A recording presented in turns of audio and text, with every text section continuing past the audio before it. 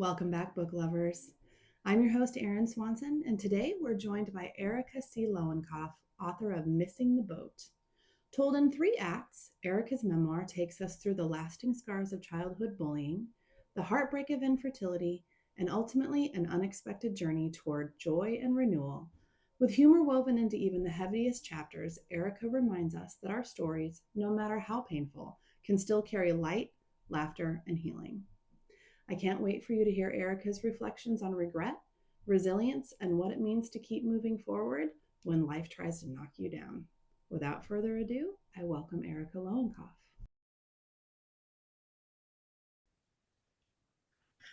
Hi, Erika. Hello. Thanks for joining me today.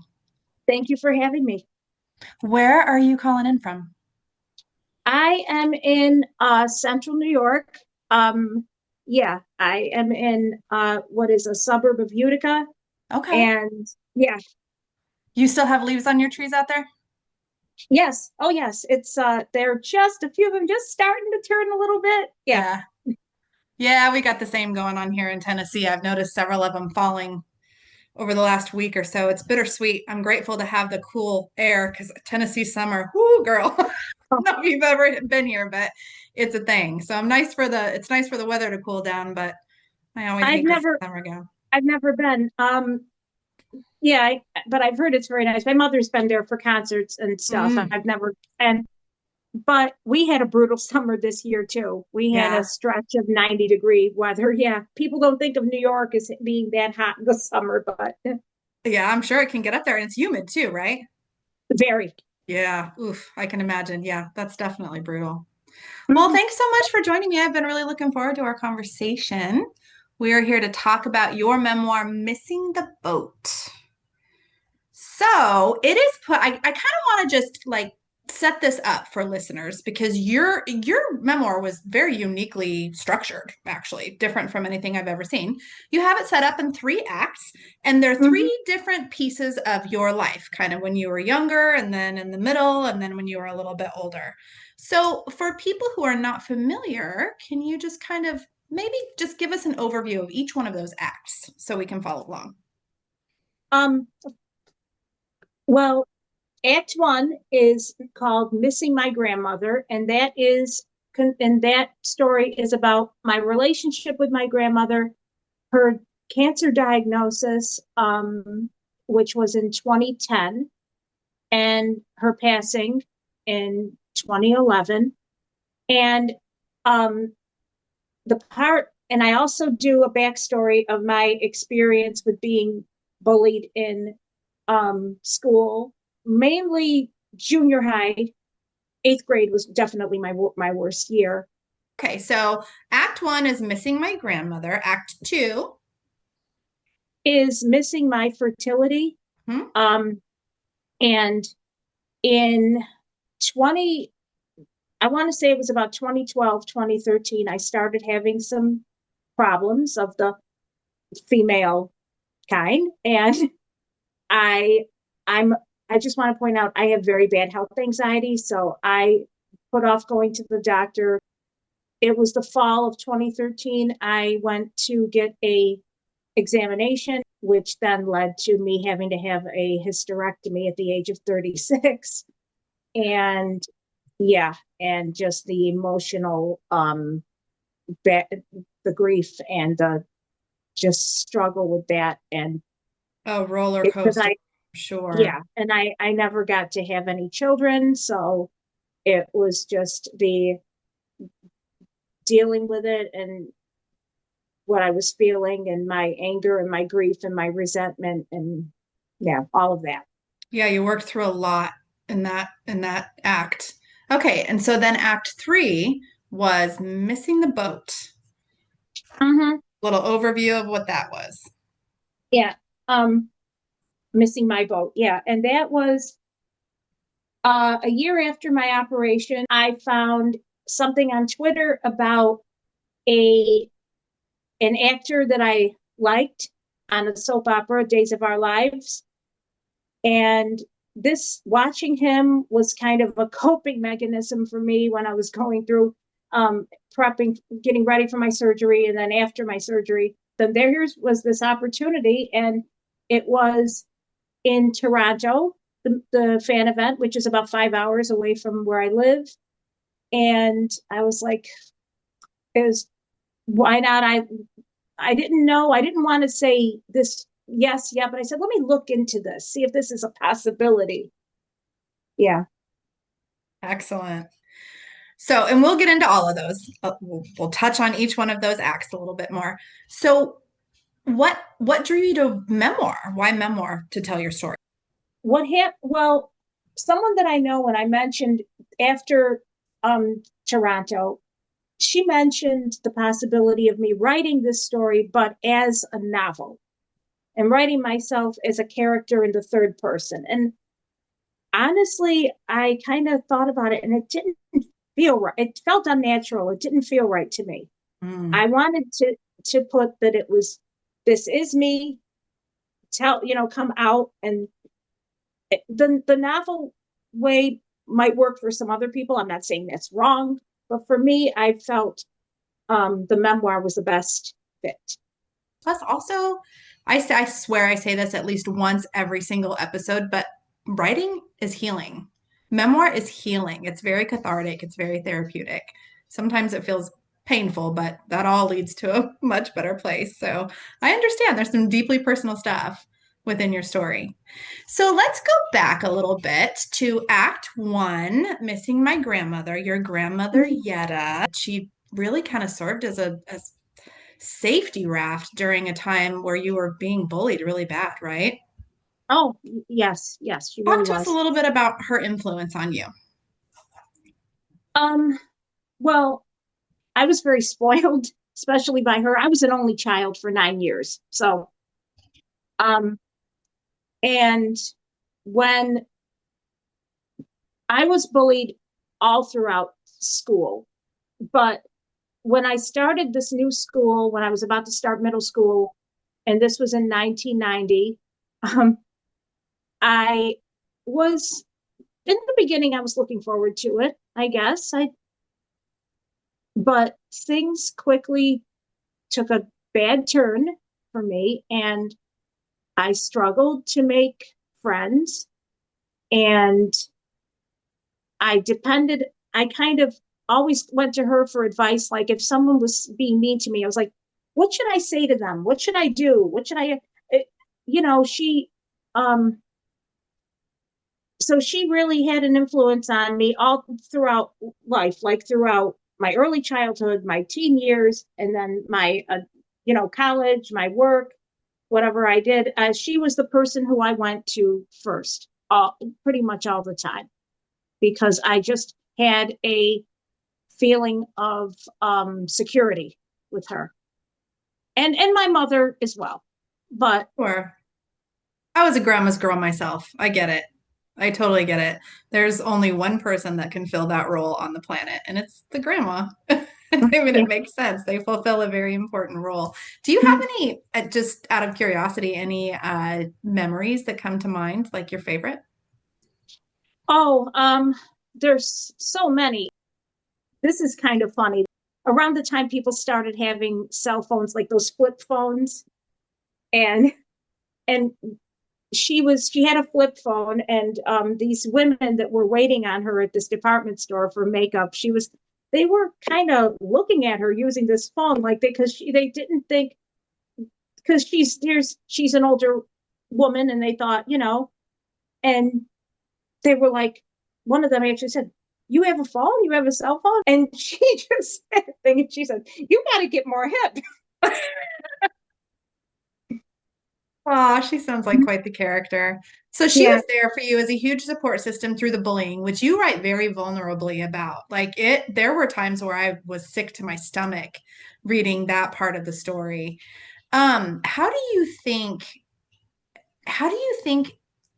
the bullying influenced who you are now? I didn't even realize the impact the bullying had on me Hmm. till I actually wrote this.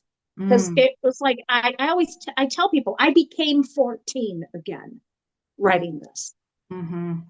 I mean, I did not realize how much unresolved trauma I had.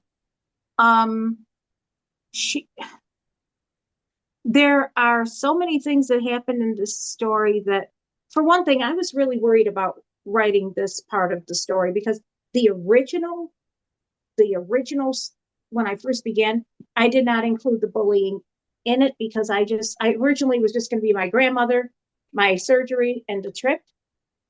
But what made me change my mind was because I was in college, I was a psychology major, and I wanted to do something with children to help them because of how I was bullied. I wanted to help them. So I was just like, um, maybe I should explain what happened, explain this, put it out there. And like I said, I said to myself, well, I'm going to write it. If I don't like it, I can always delete it. But it was one of those things that once I started, I couldn't stop. Mm-hmm. It felt like I feel like I was very misunderstood. Mm-hmm. And I felt like this was my chance to explain how I felt, how it affected me. Mm-hmm. I, Yeah, you talk a lot in that act about how you were victim shamed.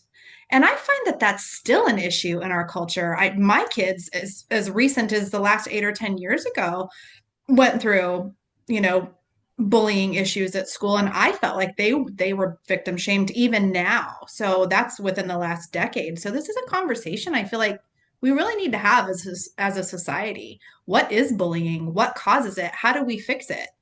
Right? What do we do? So I appreciate that you were so vulnerable about it. um, thank you. And like I said, I'm sorry for your kids that they had to experience that. I'm sorry for, um, you know, anyone experiencing it. And it's just because for me, I felt like at that point when it was happening, people think I'm crazy because it just, it went almost several months went by Hmm. where nothing was really being done. It was just, and this girl who did this to me, she thought she had everybody in her back pocket. And she thought that it wasn't until she did what she did, and I'm not going to say what she did, but it got her expelled, Hmm. that people were just like, then people were like, wow, this really is serious.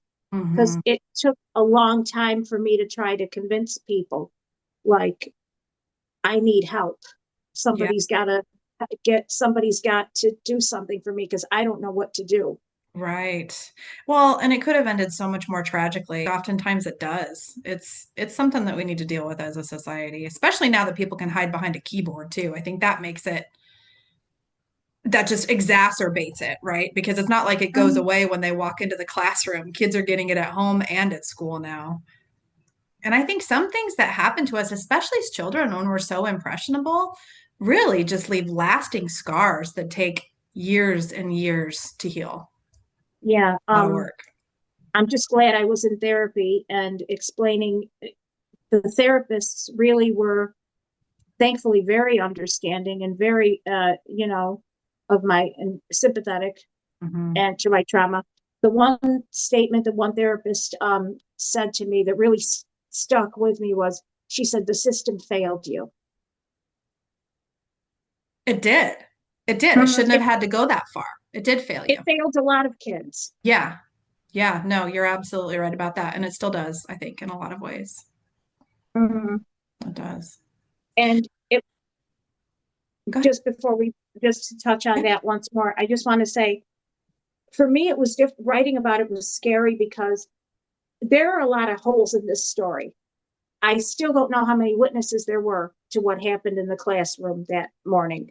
Hmm. I I always say if I could be a fly on the wall on that day, the one room I would want to be in would be the teacher's lounge because I'm sure the teachers had a lot to say about it. I'm sure you're right.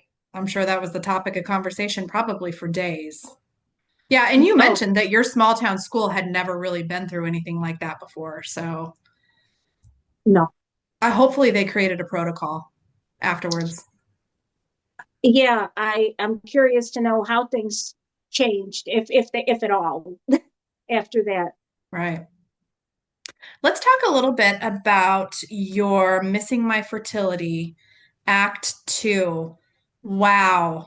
How visceral was this? Yeah. You mentioned that you struggle with health anxiety, and that's a new concept to me. It's only actually come across my radar over the last few months. But it's real. It's a very real thing. So talk to us a little bit about that and what that led to, if that's okay. I, the school counselor that I was seeing recommended a nurse practitioner at the campus, um, at medical, um, the campus health office. Yeah. And she said she was very nice. She said she'll listen to all my concerns and everything. And she was also, could do a pap smear, which Mhm. terrified me at the time, but I knew that at the point I had to have it done. So I made an appointment. I had the checkup and the pap smear. And in the, in the beginning, after the pap smear, she did it in a way that she knew she wouldn't have, not to scare me, but she said, how about I schedule you for an ultrasound? Mhm. And at the time, I thought, I didn't read between the lines there. She felt my abdomen and could feel that there was was in there. But I thought at the time, maybe I should get checked out. That way I'll know. So I said yes. And maybe a week or two later, had the ultrasound, and um, the technician, I could tell by the look on her face, looking at the screen, something was wrong. And um, then a few days later, I found out my pap results were normal, but the that my uterus was enlarged. And I have a family history of fibroids. My mother had a hysterectomy due to them, and my grandmother also had a hysterectomy. So I knew a little bit about what a hysterectomy was like because I was like 20 years old when my mother had hers. So I knew enough. And I just, she said, we think it's a fibroid based on your family history. Mhm. Because I was not, obviously not pregnant. I wanted to schedule you for an MRI. That way we'll see everything because they could not get a good look at my ovaries through the ultrasound. So, now I'm thinking, what if there's something wrong with my ovaries too? Right. Um, yeah, but I, not long after that, I had a pelvic MRI, and they, she said, yeah, they couldn't tell if it was one large one or if they thought at first it was two smushed together. But she Mm. said, yeah, it looks like fibroids. So they didn't see anything on the MRI that looked like it was malignant.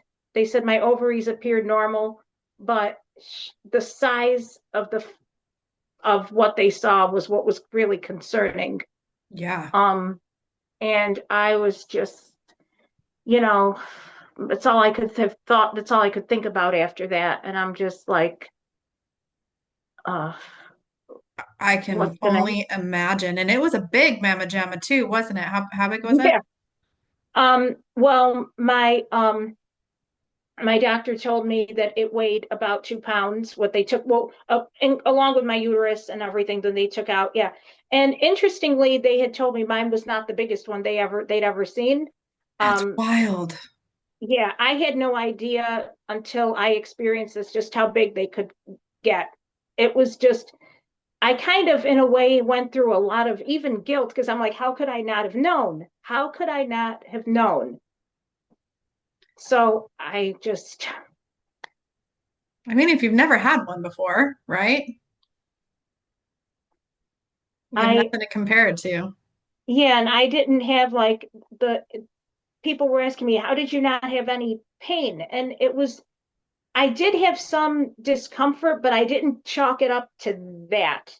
Mm. Like it was, hindsight is 2020 kind of thing. And they were fortunately able to get it all, but sadly that meant that your ability to have children sort of it went with it, right? Yes. What do you hope your book will do in terms to normalize the conversation around infertility? Again, I think it's an incredibly important topic that we as a society don't talk about enough. Um, well, one thing I didn't know about with hysterectomy is that I've told people I had to have a hysterectomy, I can't have children. They said, "Well, your periods must be better though, right?" And I want to be like, "They're yeah, better isn't gone. I don't have them anymore." And another thing I didn't know about with a hysterectomy is you can, depending on what they find, sometimes you keep both ovaries. They kept both. Sometimes they only keep one. Sometimes if they might take both. Mm. So if you keep both ovaries, there's a good chance I don't have I don't want to make it like I have I don't have any medical experience here, but Okay, in your um, experience. yeah, you do not go into menopause. You can hold menopause off for a little bit longer if Okay, that's what you I was gonna have, ask. Okay. If you keep your ovaries. yeah, or even one could Okay. hold it.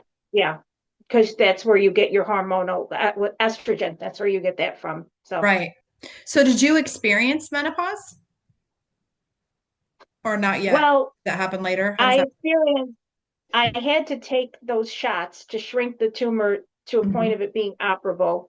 Hmm. And those put me into like chemical menopause. I really can't, it wasn't bad. It wasn't a horrible experience. For some women that the drug I took, my mother couldn't take it. My mother, it, but I was able to finish the treatment throughout and it did work. It shrank it to the point where my doctor could operate. Um, and he said that my ovaries after the would kick back and get so um I And you were it's 30. difficult. Yeah, I can only imagine. And you were 34, right? 36. 36 when that Yeah. happened. How Yeah. isolating. Yeah. And um I was still am single, so I wasn't that was another whole issue there because I think people don't realize how of infertility affects single women as well.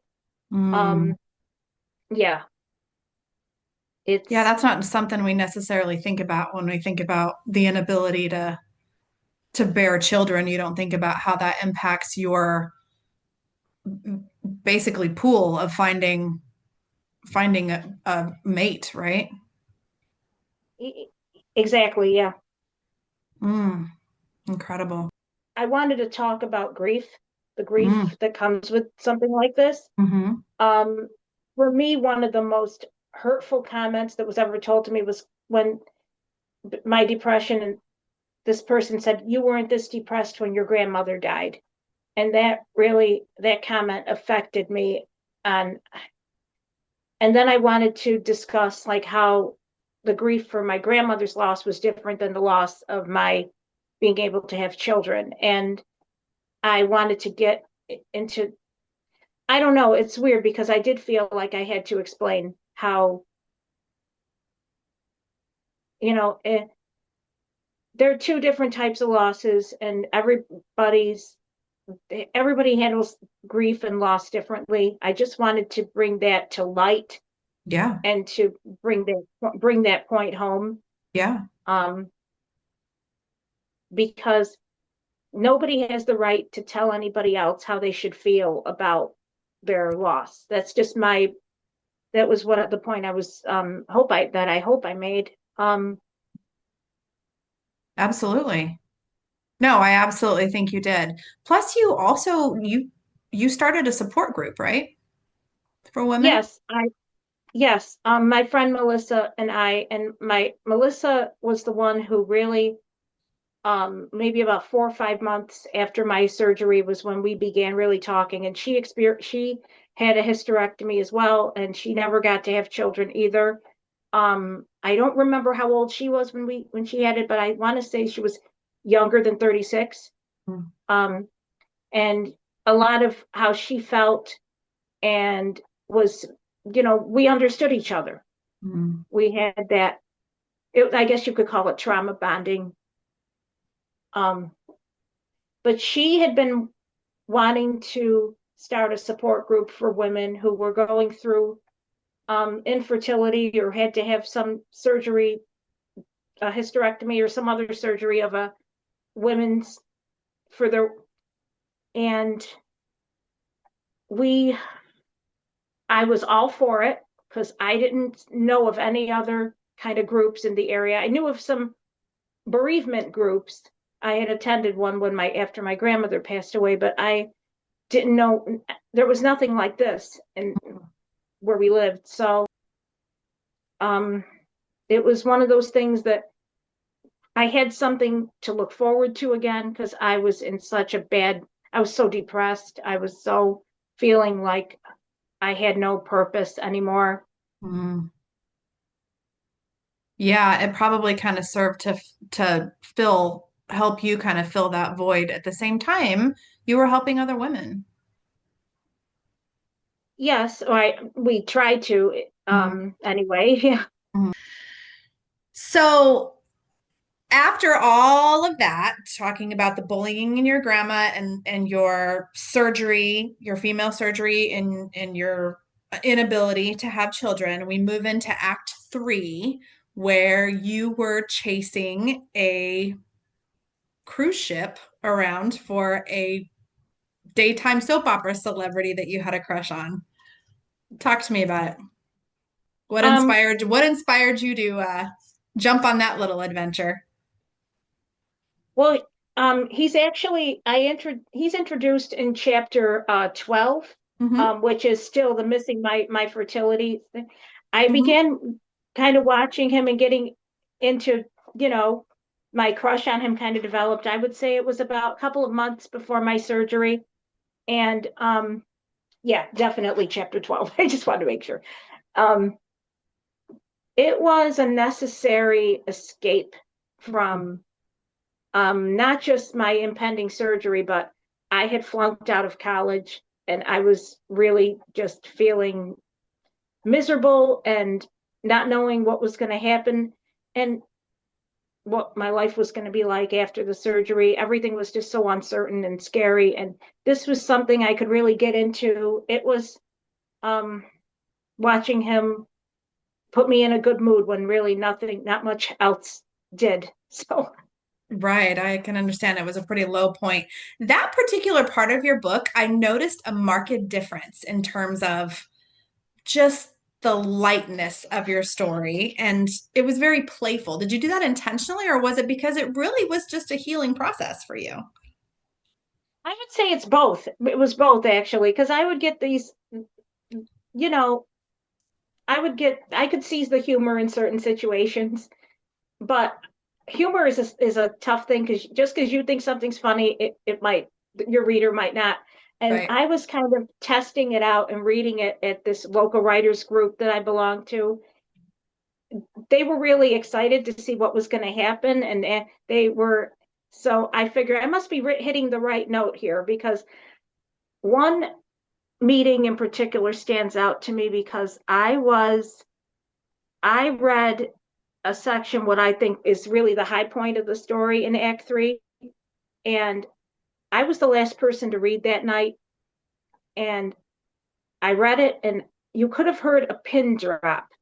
Everybody was hanging on to my every word, and I thought, I knew that I knew that was actually my first clue. I said, okay, I've got to publish this book. That because I was really feeling it brought my confidence level way up.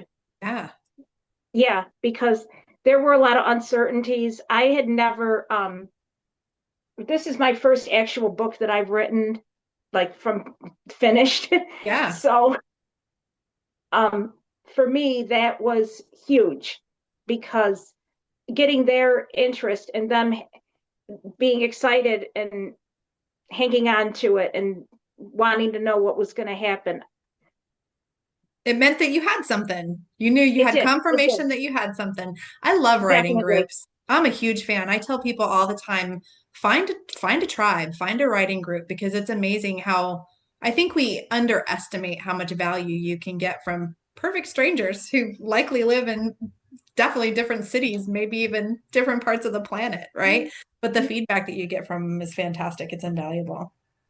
And yeah, and I've made more friends through writing than I have through work or through school or through you know, I live in an area where the coffee house scene is popular, and it's a coffee house scene really helped me when I was in my 20s and awkward and you know, getting out and Yeah. making friends. It's a community and that really supports each other, especially with the arts, music. I know I'm friends with a lot of local musicians and artists and writers too, obviously. So um, we understand each other, I guess. This is a tough thing to get into, Yeah. but so I would love to hear you read a piece for us. Did you pick something? I did. What Let's I'm hear it. going, it's chapter 3, Okay.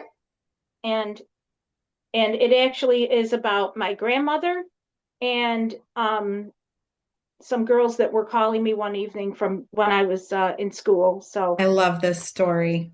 It's a good one. Good pick. one Friday evening, some girls from my class were relentlessly calling me to ask me if I was going to be at the school dance that night. These girls were definitely not my friends. They had been picking on me from the previous school year. I sort of wanted to go to the dance, but I was also afraid unless I knew my friend Julie would be there. My parents were out, and my grandmother was there with my brother and I. We were sitting at the kitchen table when the girls were calling me. Are you going to the dance, Erika? We need to know. I don't know if I'm going yet. We need to know now. I can't give you an answer right now. I'm sorry, I replied before hanging up the phone. 5 minutes later, the phone rang again. This time, however, my grandmother answered it. Hello? This is Erika's grandmother. I would like to know why you keep calling and asking my granddaughter whether or not she's going to the dance. My grandmother worked as a secretary in the city clerk's office for many years. When she spoke in her secretary voice, you knew she meant business. And that was the tone she took with the girl on the other end of the phone. Okay. Uh-huh. I see. Thank you for calling. Click. My grandmother hung up the phone. I asked her, what did they say? The girl told me she needed to know how much food to order. They're lying, I said. They never did that before. And the only food and drinks they have at these dances is cookies, cupcakes, fruit punch, and soda. Of course they're lying. I answered the phone because that would be the only way they would stop calling. Now, I guarantee you they won't call again. She was right. Those girls did not call again that evening. I actually wish that I could be with my grandmother all the time, even at school. It would have been the only way I would have felt fully protected. Oh, thank you for that. In true grandma fashion, she just put an end to the Grandmother problem. approved. I love that story. Just so matter of factly, she knew if they knew she was home, they weren't going to call back again. Wise woman, it sounds like she was. Mm-hmm. How has telling your stories changed you, Erika? Um, well, you learn, that's a loaded question. You learn a lot more about yourself. Mhm. You learn what memories are really, pain, how painful certain things are. And for example, with the bullying, Mhm. it's something that I did not realize how much it still lives rent free in my head, as the expression goes, all these years later.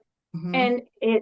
And whenever I see a story of or read something in the news about uh, someone that was my age, the same age as I was when I went through it, committing suicide, that it really is, it's like, because I always say the only difference between me and them was that I obviously didn't kill myself, but the pain that they went through and the hopelessness that they felt that led them to taking their own lives, it's it's very, very upsetting. And I wish there was something I could do to, within, one of my goals is to help go to schools and talk to kids about bullying, Mm, and, and also hear what they have to say, have them tell me how, you know, their struggles. mm. I think that's a great goal. And I think you've already started something. You've opened the door to conversation. Conversation that a lot of times, again, we don't have. We avoid it because it's painful, right? It takes a super brave person to put those stories down on pages and release them to the world because guess what? There are still bullies out there, right? And you're gonna get responses and comments that are just mean and harsh because some people are just cold and dead inside, right? So the fact that you were brave enough to even talk about it and put it on a page, I think, is already doing something. You've paved the way for us to talk about it.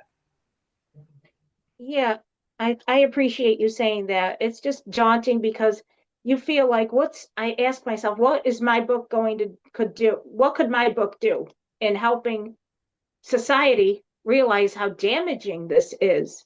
Mm, And I have to credit my friend Melissa too for this, because when she was reading it, when it was still on Google Drive, and she was reading the chapters 2 and 3, chapter 2 in particular, and she was like, do you realize how many kids all over the country and all over the world are being bullied just like you were? And then she also said, this needs to be in every school library. And I really appreciate her telling me, her encouragement and her thing, because I personally felt that my experience, that the school administrators kind of tried to sweep it under the rug, mhm. because I think they were worried more about the school's reputation, which Sure. my Or maybe they just flat out weren't prepared. They had never no. prepared themselves to deal with it. Mm-hmm. And we got to keep in mind this was the early 90s. It would be completely, I'm sure now, um, yeah, but hopefully people are more prepared to talk about this. I know that a few people messaged me that have read my book and told me their experiences being bullied in school, and I listened to them, and they felt that my book was one time that they felt heard, they felt understood. Mhm. I found myself relating to Act One too. I think it's something that a lot of children deal with. The thing about kids is they don't really understand emotional impact and they don't No. understand how they don't really understand tragedy in general, No. right? Let alone that what they're doing might, compel somebody to act in a tragic way. So I think it's an important topic. If you could go back and talk to your younger self now, what would you tell her? Um, it's not so much what I would say. One thing that I do think about, and I've thought about probably way too much, was what if I could go to sleep one night and wake up and it would be the summer of 1990 again? And but the only everything be the same as it was then. The only difference is my current mindset, and wondering like how things would be different, knowing what I know, what how things would turn out. Because I do get one thing about that I struggled with writing this book and with being in therapy, thankfully, was the what ifs, wondering Mm, what life would be, my life would have been like if I had a group of friends and was kind of not bullied the way I was. What if I went away to college? What if I chose a different career path? It's just it's been a long road to accepting me for in my life the way things were and the choices I made. yeah. How did you protect your mental health while you were dredging up all of these old emotions? Um, Therapy helped a lot. I had some really great counselors who really understood how serious it was what I went through, and just the infertility. Um, Nobody, undermined anything that was going through. They said, you have the right to feel the way you feel. You have a right to, and that, you know, and another, this wasn't said to me by a therapist, this was said to me by a friend, was never apologize for your feelings. Mm. And Sage advice. another, and another thing that helped me was anytime I could get out and take a drive, I would play the radio really loud, listen to music, and talk to myself. And just, it was very cathartic. Let my, because I was the only person to listen, and just let it all out. Yeah. Were there any chapters or scenes that you struggled to write or maybe even considered leaving out? The most difficult chapter for me, for by far, well, they were all different. I had different challenges in different parts of the book. Mm. Um, but overall, I would say chapter 15 was the most difficult. It is the longest chapter in the book. And I rewrote it about 4 times before I was happy with it. It is about my difficult and complicated relationship with my father. Mm.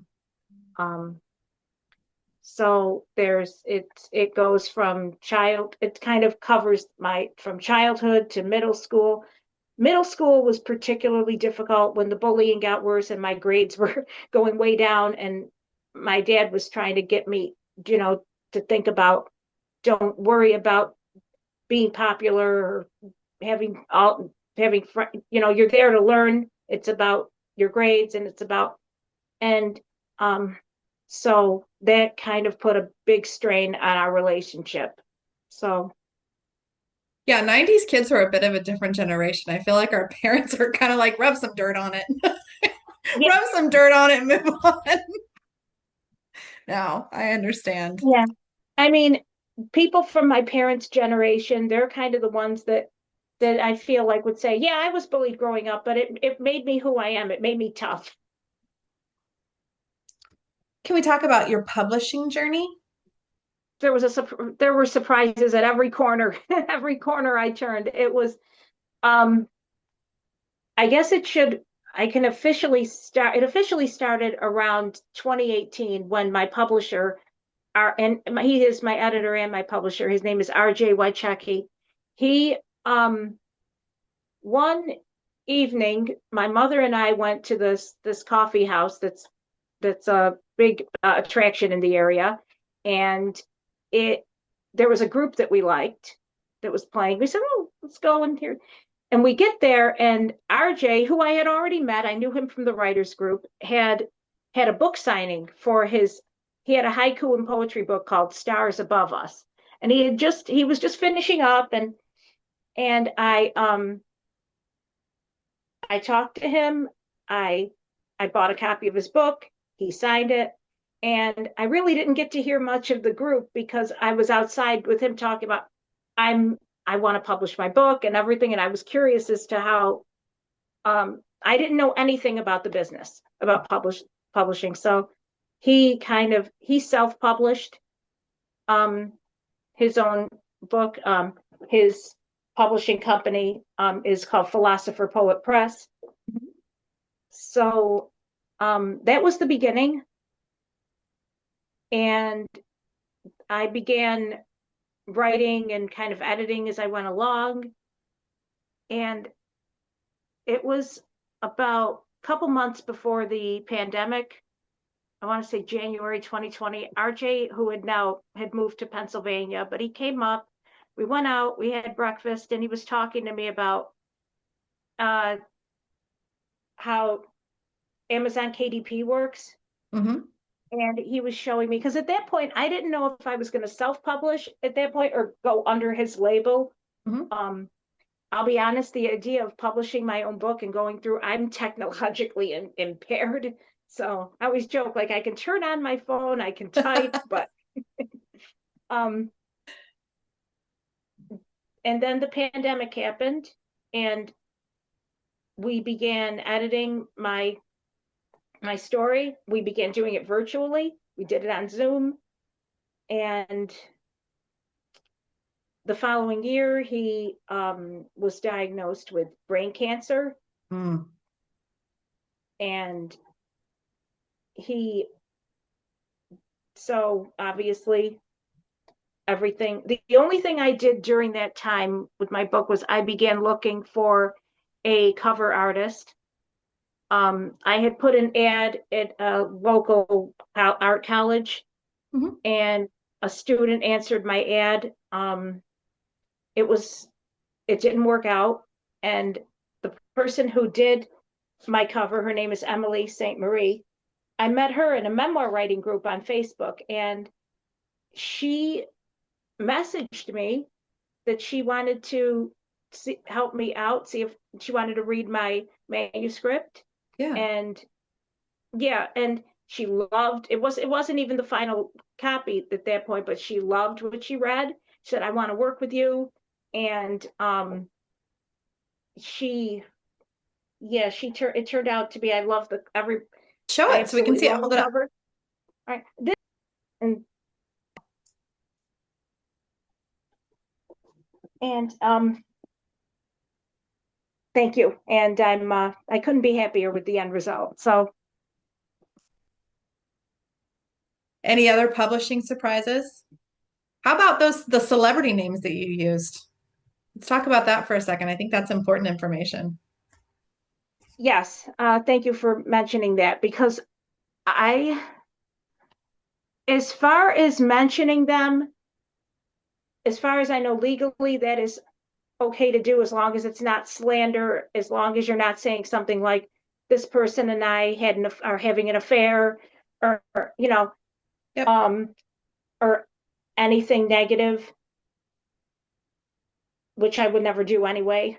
But he, what surprised me and what was really a big challenge was the using their pictures in the book, because I later found out that if you have to get permission from the person who took the pictures, they actually have the right, they own those pictures, whoever, even if it's not, even though it was my camera, it was, so tracking him down and getting his approval which I did eventually get. It took a very long time, but and crediting him was, thankfully, everything worked out, because originally what I was going to do was leave the pictures out altogether, and just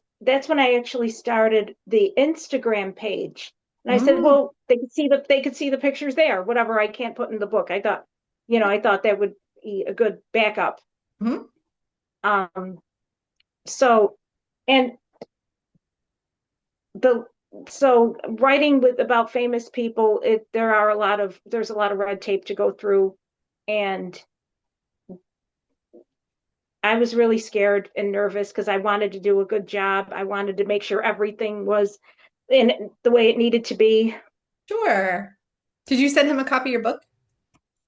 I've made multiple attempts trying to reach out to Days of Our Lives headquarters, or um to the both of the actors. Unfortunately, nothing ever, all my attempts had failed at this point. This particular actor, is he still acting? Um, he does Hallmark movies. He's done a few Hallmark films. He does, as far as I know, Days of Our Lives is no longer on TV. It's on Peacock. Yeah. He does make occasional appearances on the show. Hmm. Um, so He has to have he, an agent. You could probably just mail it to his agent. I would. I would sign a copy and mail it to his agent. I think that's actually a great idea. I don't even know who his agent is, but There's got to be a way. We have the internet, right? There's got to be a way to find it. Where there's a will, there's a way. Well, I wish you the best with that. What surprised you the I'll most keep you about? posted. Yeah, definitely. Circle back and let me know if you were able to get it to him. Because I'm sure he would respond. It seems like he was a nice enough guy, right? Oh, How cool is that? thankfully, how thankfully he was. Yeah. What's Yeah. that?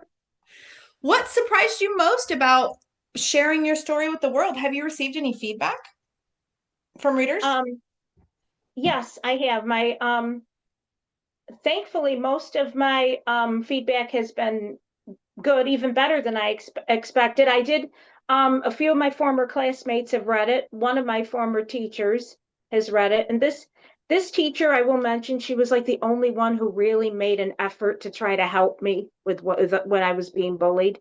So to Mm, hear back from her was, yeah, that was I good to connect with her again. Um yeah, just the approval of my family, my friends, my fellow writers, mm, the community has sure. really the support of the community where I live, and just onward and upward. You know what? With every you don't, and now I realize now, like when I read a book, how important it is to rate and review and keep it going, keep paying it forward. Absolutely. No, it takes a Um, lot. It takes a lot to write a book and actually get it published and printed. I don't think most people understand the work that goes into something like that. So I'm a huge advocate for if you're if you're able to write a book and get it published, absolutely. We need to lift each other up. And these stories are very important, Erica. Like the stories that are in your book are they're stories that a lot of people are going to identify with. A lot of your readers are going to identify with the stuff that you've written. So what do you hope they one take away? um, one of the during when I was still working on it and reading it at the group, people telling me how relatable it was. Even the whole celebrity crush thing, like they were telling me about their celebrity crushes.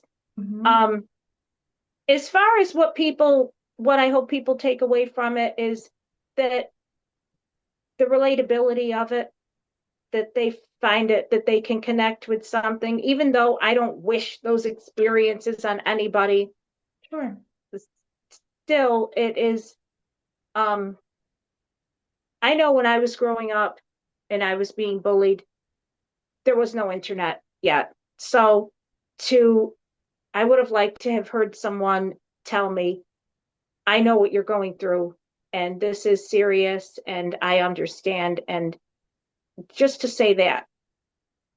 Just knowing that Um you're not alone. There's healing in that. Knowing that mhm. you're not the only person that has been through something like this is healing in and of itself, which is why I love memoir. It really is. That's why it's its own genre on every platform. Memoir is its own genre on Kindle and on Audible and in your local library, in your local bookstore.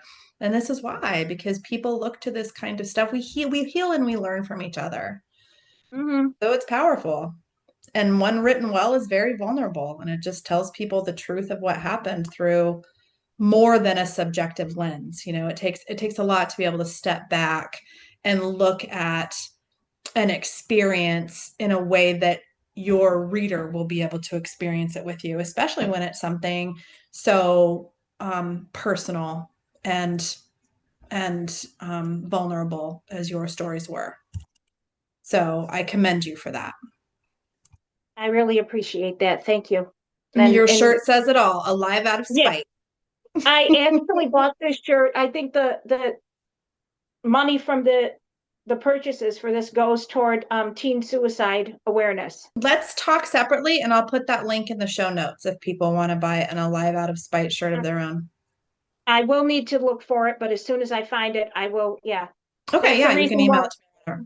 That's the reason why when I saw this shirt advertised, it came up on my Facebook feed as an ad, and I thought I gotta have that shirt. I was like, Yeah.